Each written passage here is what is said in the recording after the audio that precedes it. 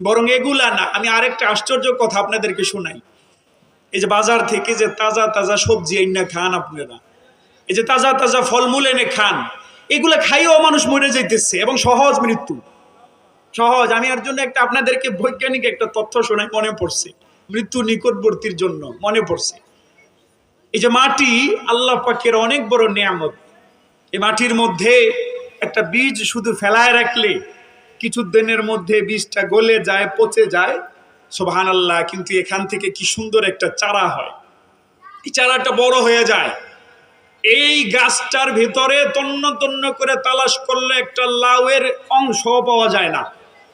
সুবহানাল্লাহ, কি এমন চিকন একটা ডগা, এটা মাটি থেকে কি এমন শক্তি পায়, কিছুদিন পরে এমন সুন্দর সুন্দর লাউ হয়ে যায়, কিছুদিন পরে এমন সুন্দর সুন্দর আম হয়ে যায়, কাঁঠাল হয়ে যায়। ঘটনাটা কি? মাটির ভিতরে আল্লাহ কি রাখছেন? একদল বিজ্ঞানীর এই কৌতূহল জাগলো। অনেক আগের কথা শোনাচ্ছি, যখন পর্যন্ত এই সারটার আবিষ্কার হয় নাই। একদল লোক জানতে চাইল যে মাটির ভিতরে কি এমন পাওয়ার আছে, যেই পাওয়ারের কারণে মাটির ভিতরে একটা বীজ ফেলায় রাখলে এত সুন্দর চারা হয়ে যায়, এত সুন্দর ফল ফসল হয়ে যায়। মাটির ভিতরে কি এমন আকর্ষণ, কি এমন পাওয়ার, শক্তি, এনার্জি আছে।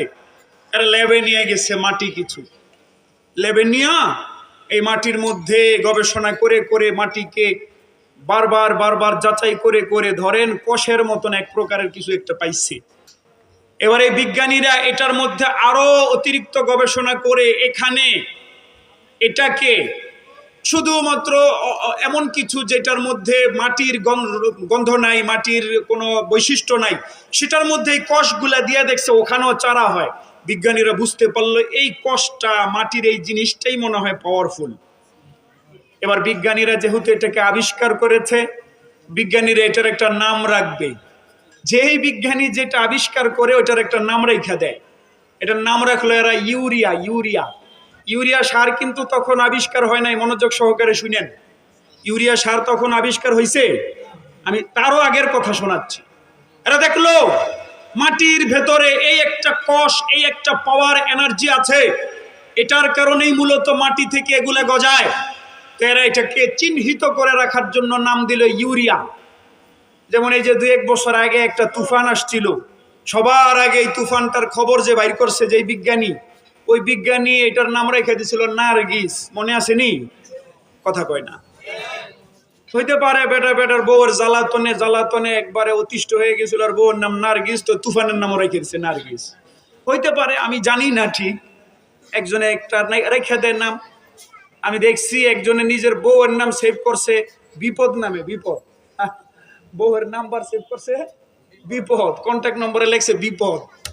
এক একজন এক একটা করে। একদল বিজ্ঞানী ল্যাবের মধ্যে কিছু মাটি নিয়ে গবেষণা করে একটা পদার্থ বের করলো। ওই পদার্থটাকে চিহ্নিত রাখার জন্য নাম দিল ইউরিয়া।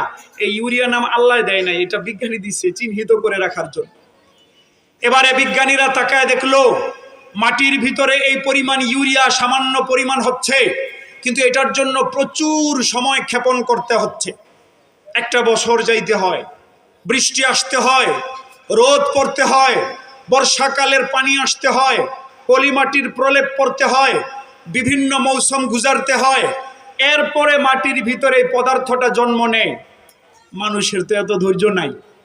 আল্লাহ কোরআন মাজিদ এই জন্য মানুষকে আজুল বলেছেন, তাড়াহুড়া প্রবণ, তাড়াহুড়া প্রবণ, সব নগদ চায়। আল্লাহ পাক কোরআন মাজিদ এই জন্য বলেছেন, বাল তুসিরুনাল হায়াতাদ দুনিয়া, দুনিয়ার জীবনকে তোমরা প্রাধান্য দাও, দুনিয়ার সুখ শান্তিকে প্রাধান্য দাও। একটা বড় পরহেজগার ব্যক্তির সামনেও যখন দুনিয়া এবং দ্বীনের মধ্যে টক্কর লাগে, লোকটা দুনিয়াকে প্রাধান্য দিয়ে দেয়।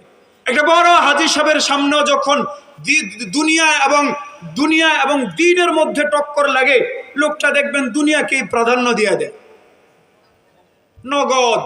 নগদের আকর্ষণ কাশিস বেশি হয়।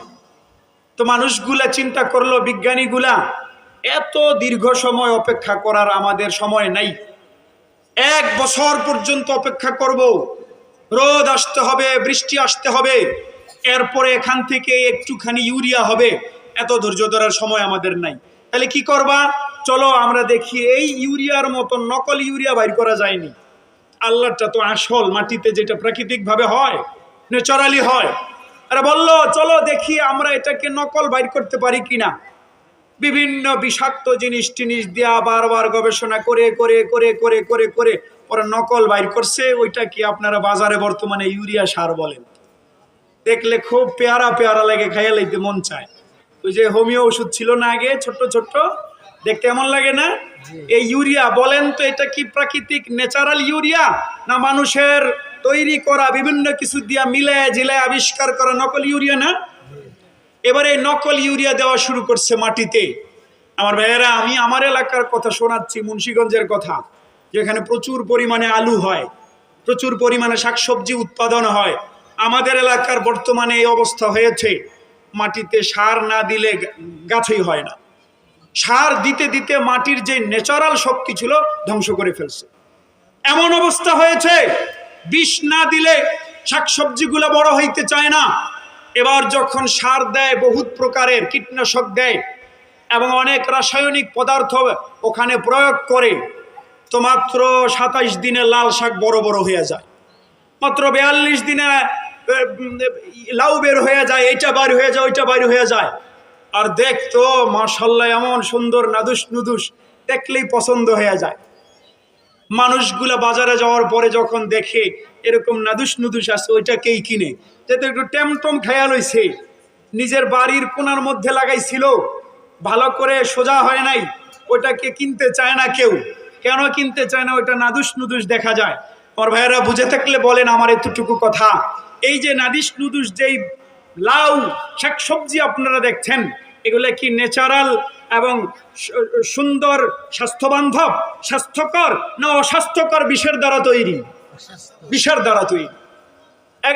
একটা কলা কিনেন আপনি, এই কলাটার মধ্যে গাছ থেকে নিয়ে কি পরিমাণ বিষ দেওয়া হয় কল্পনা করতে পারবেন না। 1 কেজি আপেল কিনতে যান, 1 কেজি আঙ্গুর কিনতে যান, এগুলোর মধ্যে কি পরিমাণ ফরমালিন মিশানো হয়েছে আপনি আমি কল্পনা করতে পারবো না। আমরা নিজেরা নিজেদেরকে ধ্বংস করে দেওয়ার জন্য সমস্ত প্রস্তুতি নিয়েছি।